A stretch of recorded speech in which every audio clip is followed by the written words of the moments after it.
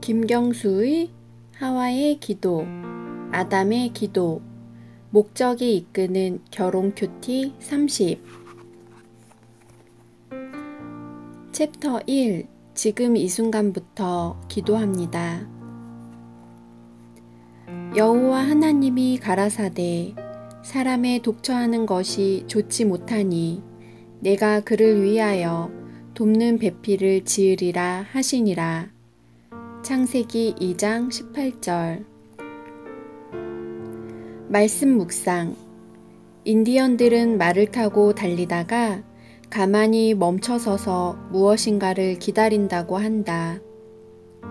그들은 혹시 자기의 몸이 너무 빨리 달렸기 때문에 자기의 영이 뒤떨어질까봐 걱정되어서 영이 따라올 때까지 기다린다는 것이다. 이 이야기는 어리석게 들리지만 한 번쯤 생각해 볼 필요가 있다. 하나님은 아담을 잠들게 하시고 갈빗대 하나를 뽑아 여자를 만드셨다. 유대인 랍비들은 갈빗대로 여성을 만드신 데는 특별한 의미가 있다고 보았다.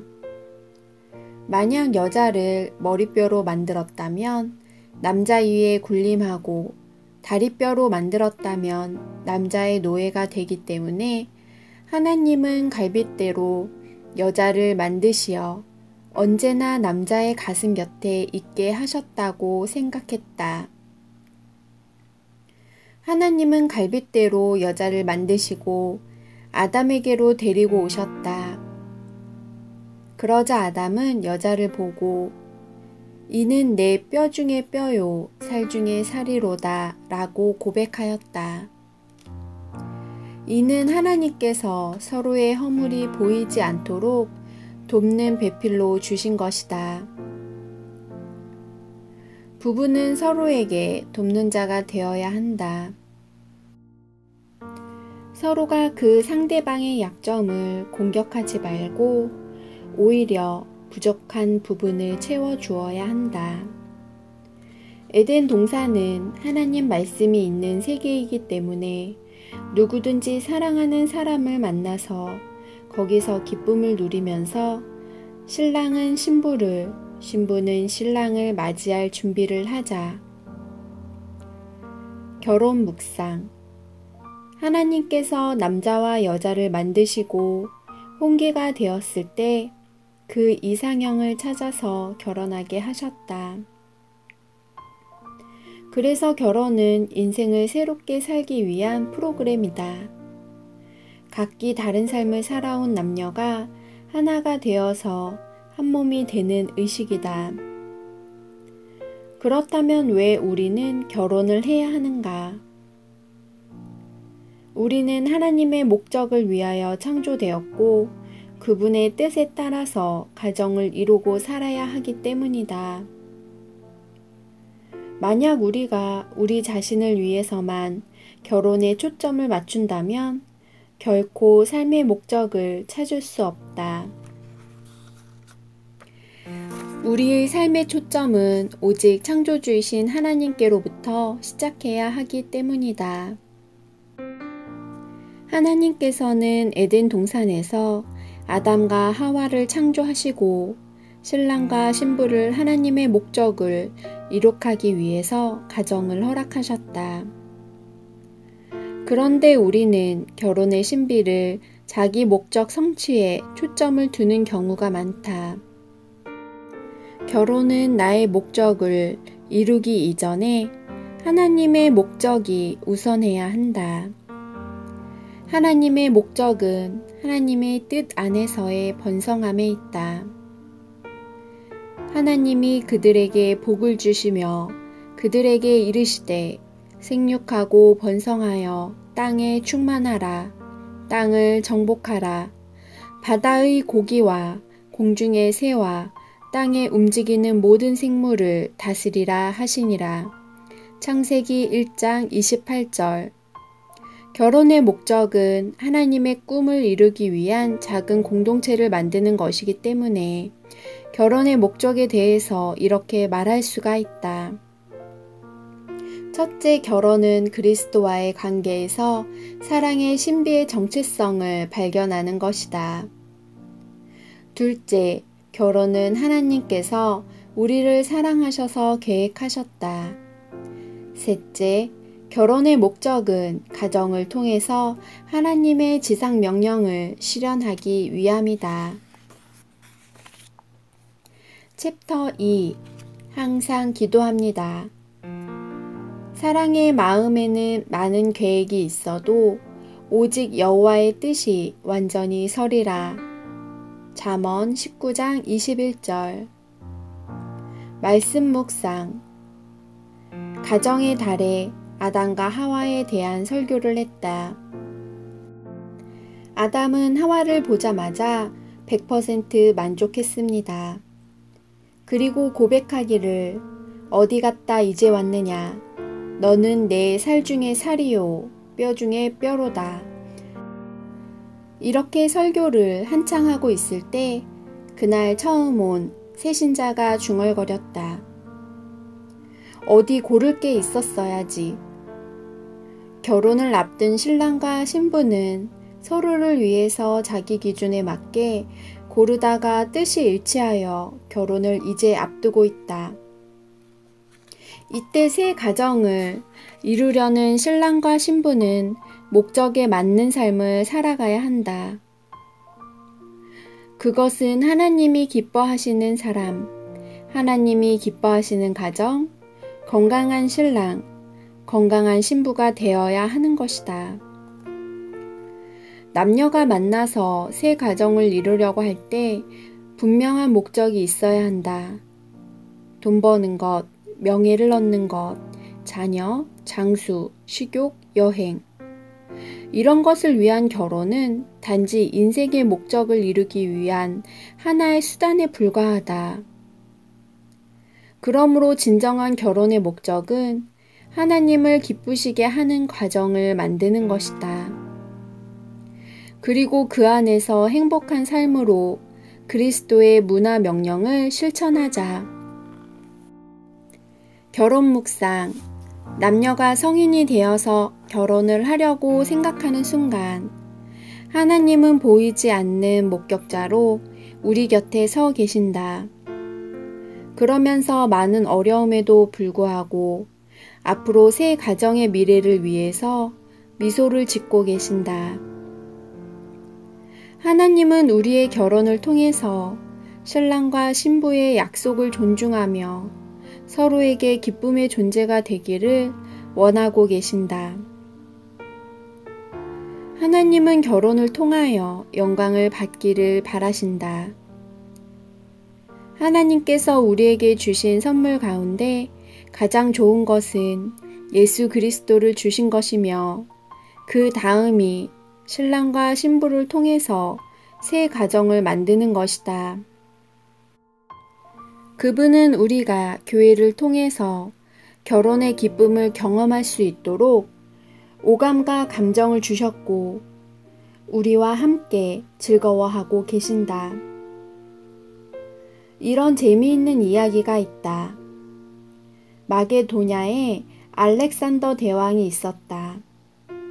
그는 이웃나라 친구로부터 사냥개 2마리를 선물로 받았다. 알렉산더 대왕은 대단히 기뻐하며 사냥개를 데리고 토끼 사냥을 나갔다. 그런데 이 2마리의 개들은 사냥할 의욕이 전혀 없이 누워만 있었다. 며칠 후에 사슴 사냥을 나갔을 때에도 2 사냥개들을 데리고 나갔지만 마찬가지의 반응을 보였다. 대왕은 몹시 노해서 사냥개들을 죽여버리고 말았다. 얼마 후 사냥개를 선물한 친구가 방문하게 되었는데 대왕은 친구에게 불만을 토로했다. 그러자 친구는 실망한 낯을 띠며 이렇게 말했다. 대왕, 그 사냥개들은 호랑이와 사자 사냥을 위해 훈련된 값비싼 사냥개입니다. 알렉산더 대왕은 목적에 맞게 개를 쓸 줄 몰랐기 때문에 그런 결과를 초래한 것이다. 결혼의 목적을 선명하게 할 때 하나님의 축복이 있다는 것을 기억하자. 챕터 3. 날마다 기쁘게 기도합니다.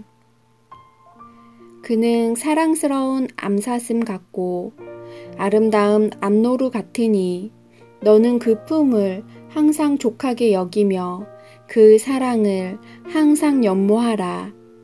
잠언 5장 19절. 말씀 묵상. 잠언 기자는 너는 그의 품을 항상 족하게 여기며 그의 사랑을 항상 연모하라고 말한다. 여기에 나오는 핵심 단어는 연모이다.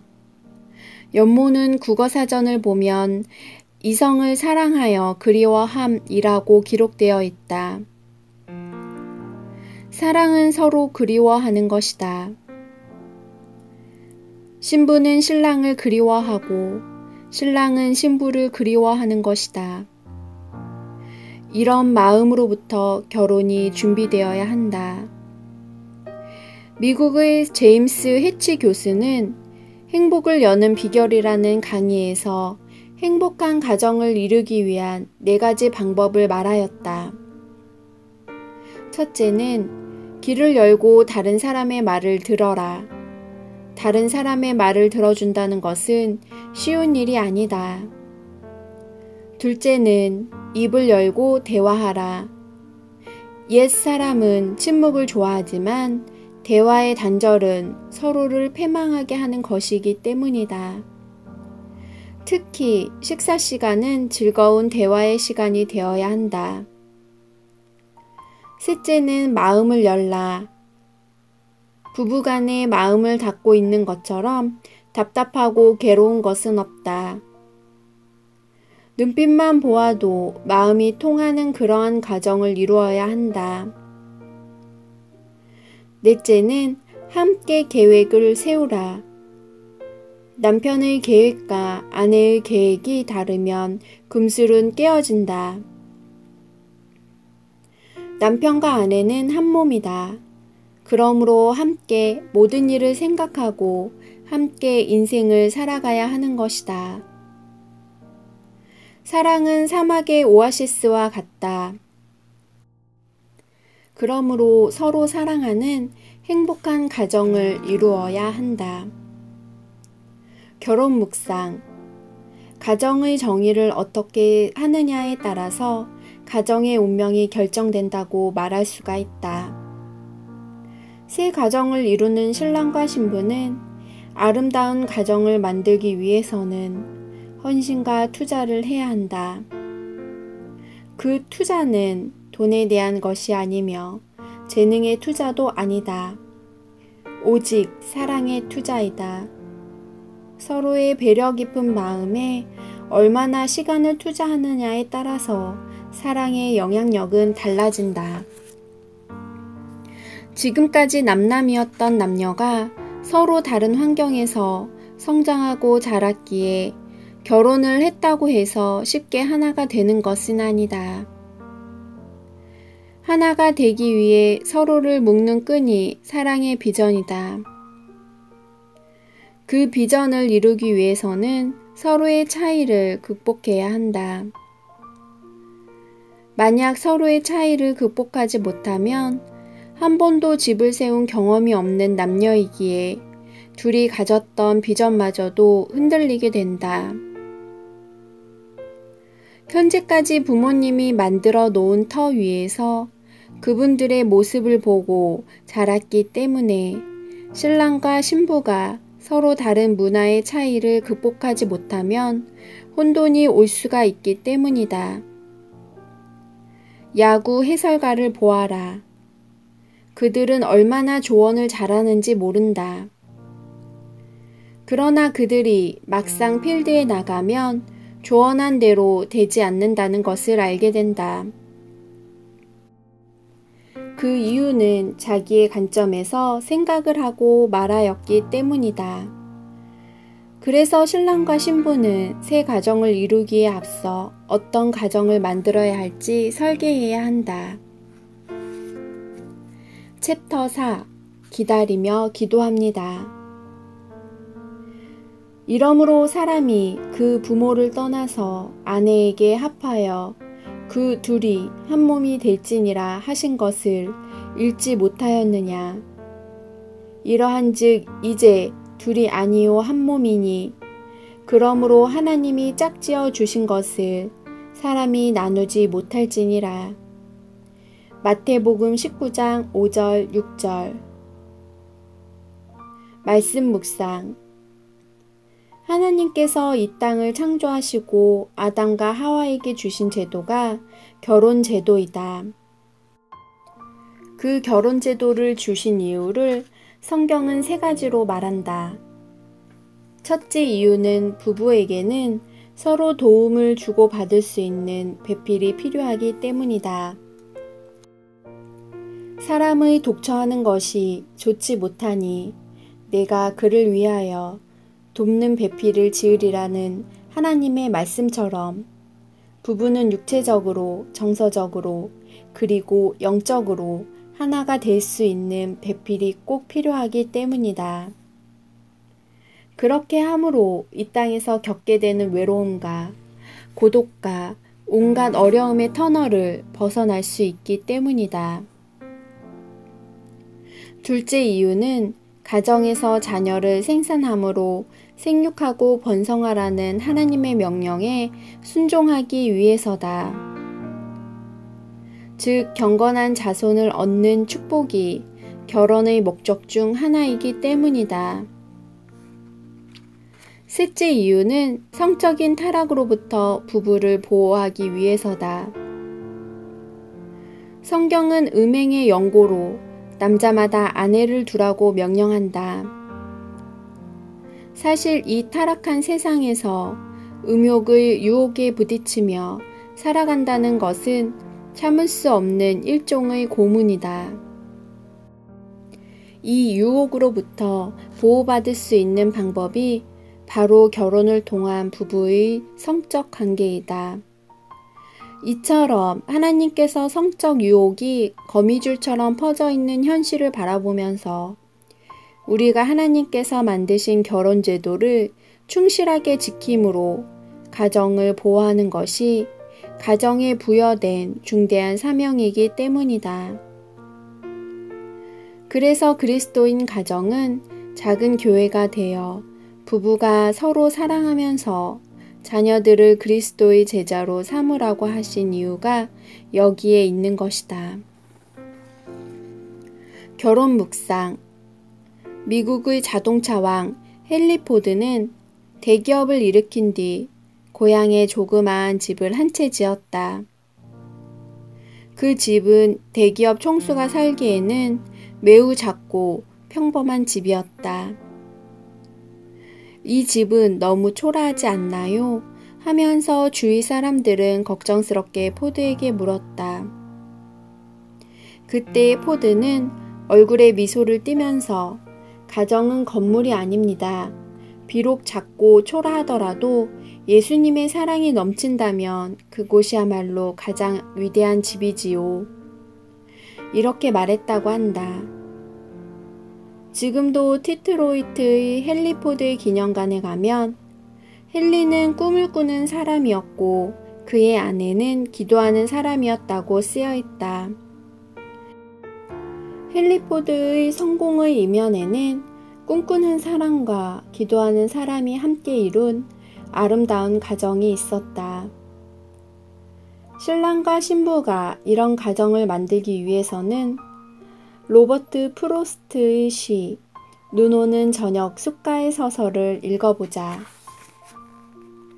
숲은 아름답고 어둠은 깊다. 그러나 나는 지켜야 할 약속이 있어.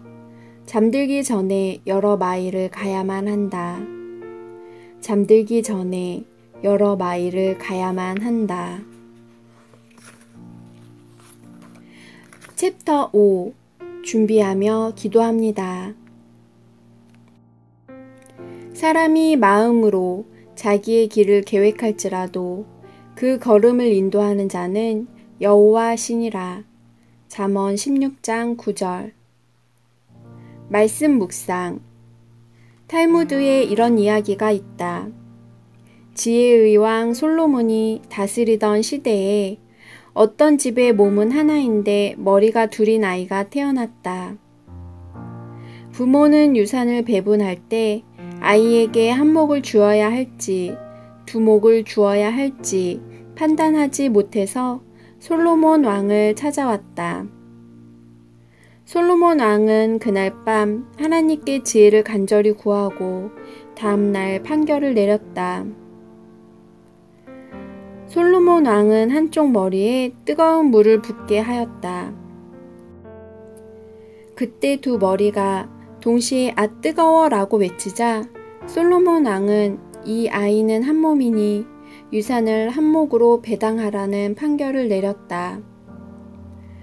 이 이야기는 형제의 기쁨과 아픔을 자신의 기쁨과 아픔으로 느끼는 사람만이 참 유대인이라는 메시지를 담고 있다.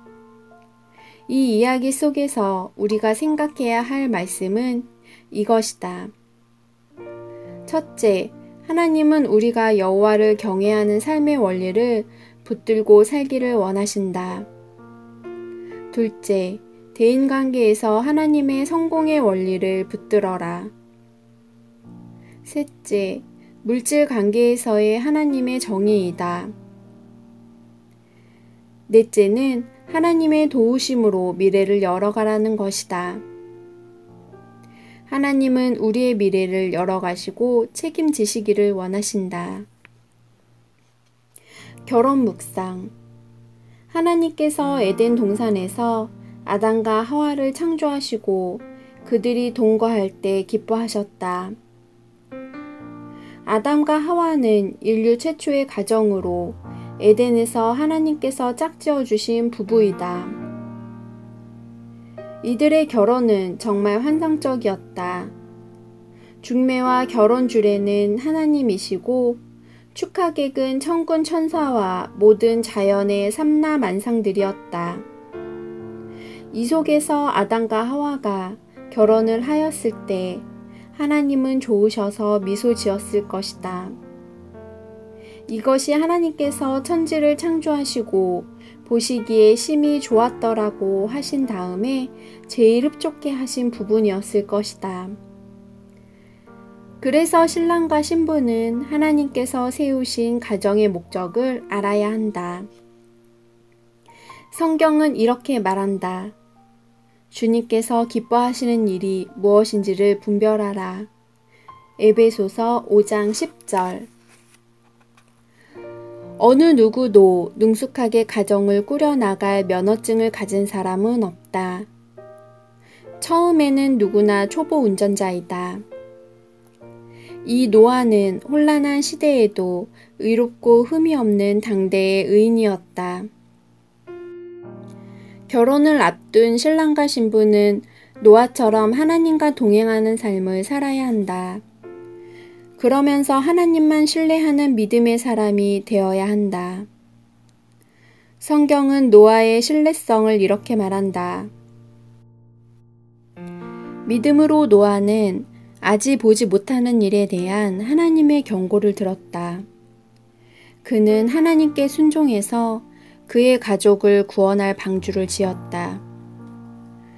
노아는 그 경고를 듣고 의심할 수도 있었음에도 불구하고 하나님을 전적으로 신뢰하면서 방주를 다 완성하는 데 120년이 걸렸다.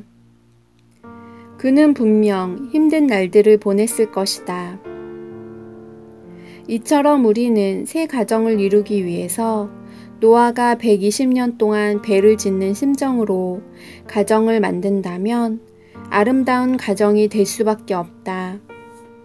120년의 순종이 행복의 열쇠이기 때문이다. 챕터 6. 행복을 위하여 기도합니다. 이스라엘이여, 너는 행복자로다. 여호와의 구원을 너같이 얻은 백성이 누구뇨? 그는 너를 돕는 방패시오. 너의 영광의 칼이시로다. 내 대적이 내게 복종하리니 내가 그들의 높은 곳을 밟으리로다. 신명기 33장 29절. 말씀 묵상. 하나님의 집 솔로몬의 성전에는 야긴과 보아스라는 두 개의 기둥이 있었다. 이처럼 사랑과 순종의 가정에는 이해와 용서의 창이 있어야 한다. 창이 없는 집을 연상할 수는 없다. 집에 창이 있어야 빛이 머무는 것처럼 가정은 용서와 이해가 없이는 불가능하다. 피차 삶을 조명하는 이해의 영성이 없이는 용서가 불가능하므로 신랑과 신부에게 서로 열려진 창이 있어야 한다. 또한 우리는 지붕 없는 집을 연상할 수가 없다. 이 지붕이 있기 때문에 폭풍우와 비바람으로부터 보호되는 아늑한 사랑의 보금자리와 피난처가 될 수가 있기 때문이다. 옛날 성을 점령한 어느 장군이 성내에 있는 사람들에게 다음과 같은 명령을 내렸다고 한다. 이 성내에 있는 부녀자와 어린이는 가장 귀중한 보물을 하나씩만 가지고 오늘 자정 안에 성 밖으로 나가라. 이 명령을 들은 부녀자와 어린이는 자신이 가장 아끼는 보물을 하나씩 들고 남편과 아빠가 적의 칼에 숨질 것을 생각하면서 통곡을 하며 성 밖으로 나갔다. 그런데 한 여인이 집의 보물은 하나도 가져가지 않고 자기 남편을 업고 성문을 빠져나가고 있었다. 장군이 말했다. 담도 크구나. 너마저 죽고 싶으냐? 그러자 여인이 큰 소리로 대답했다. 장군께서 약속하시기를 가장 귀한 보물 하나를 들고 나가라고 하지 아니하셨습니까?